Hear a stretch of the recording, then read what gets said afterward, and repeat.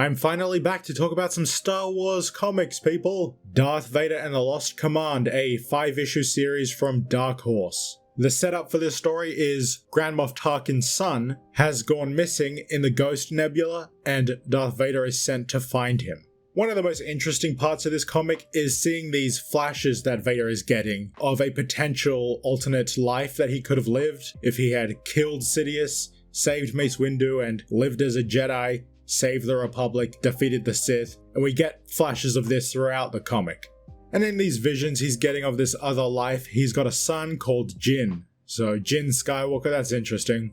But once they reach the planet, they meet a lady called Saro, who apparently knows where Admiral Tarkin is. And in exchange for helping Lord Vader find him, she wants to be named the official queen of the Ghost Nebula, submitting to the authority of the Empire. And in order to achieve this role as Queen of the Ghost Nebula, her political rivals need to be taken care of, and she kinda uses Vader to do that unknowingly for Vader. And when they actually find Admiral Tarkin's Star Destroyer, they realize it was sabotaged. And they are flying V-Wings to get to the Star Destroyer, and I really love these designs. These ships look really good to me. Vader's V-Wing especially, I think, looks really nice. And since this is not far after the fall of the Republic, this is sort of like an in-between stage of before they get to the TIE fighters. They're using V-Wings and then eventually they're phased out and replaced. And the reason this mission is so important is because Grand Moff Tarkin is being distracted with his son's disappearance, and the Emperor does not like that. Because Grand Moff Tarkin is so good at his job, he's so good at inspiring fear, and the Emperor does not want him distracted, and Vader comes up with a pretty interesting idea. The loss of his son could make Tarkin even stronger, and the Emperor agrees, so Vader's mission changes from finding out what happened to him and saving him to actually ensuring that he dies. There is also someone else assisting Vader with his mission, but he is actually friends with Admiral Tarkin, and he ends up betraying Lord Vader to help Admiral Tarkin because he thinks Vader wants him dead, and he was right. Sends his stormtroopers to kill Vader, to assassinate him, and that doesn't really go well. Luckily for Vader, he also has a 501st Battalion with him, so he's not fully alone on this Star Destroyer.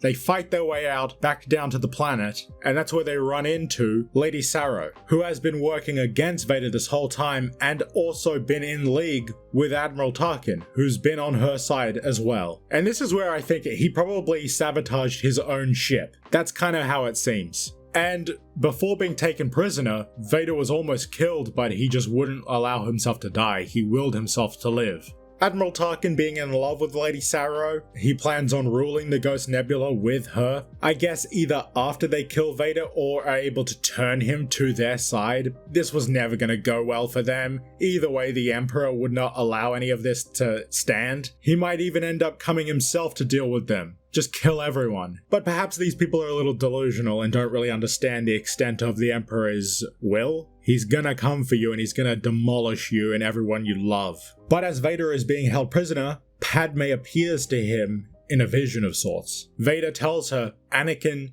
is gone. He died with you. And then she tells him, then there's no one for me here, and leaves. And this gives Vader the strength to break out of his imprisonment and go on a rampage. But this vision of Padme has had such an effect on him that he's searching for her in this labyrinth, in this cavern that they're in. Once again, Vader sees Padme, and he admits to himself that he killed her, he killed Anakin, and he killed their child. And he hates himself for all of that, everything he's done. And this vision of Padme forgives him, and it brings a tear to Vader's eye.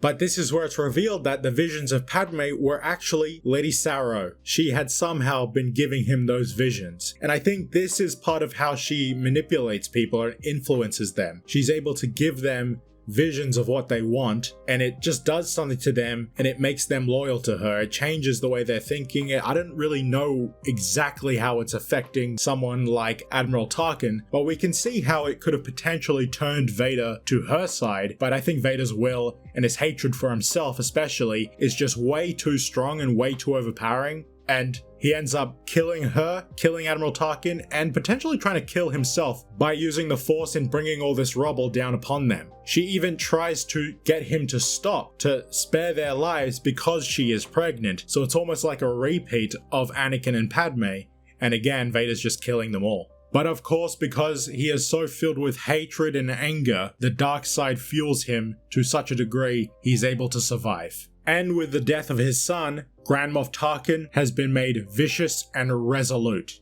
with his hatred gnawing at him. He is now a much more powerful servant. The Emperor getting exactly what he wanted. And we end this story with Vader kneeling before Sidious, ready to do his bidding. A really short story about Lord Vader. I loved it. As always, these Expanded Universe comics are a great read. I definitely recommend you checking out these kinds of stories if you haven't already. It is worth your time. If you've read this, let me know what you guys thought of it. Thank you for watching. Like and subscribe, and I will see you later.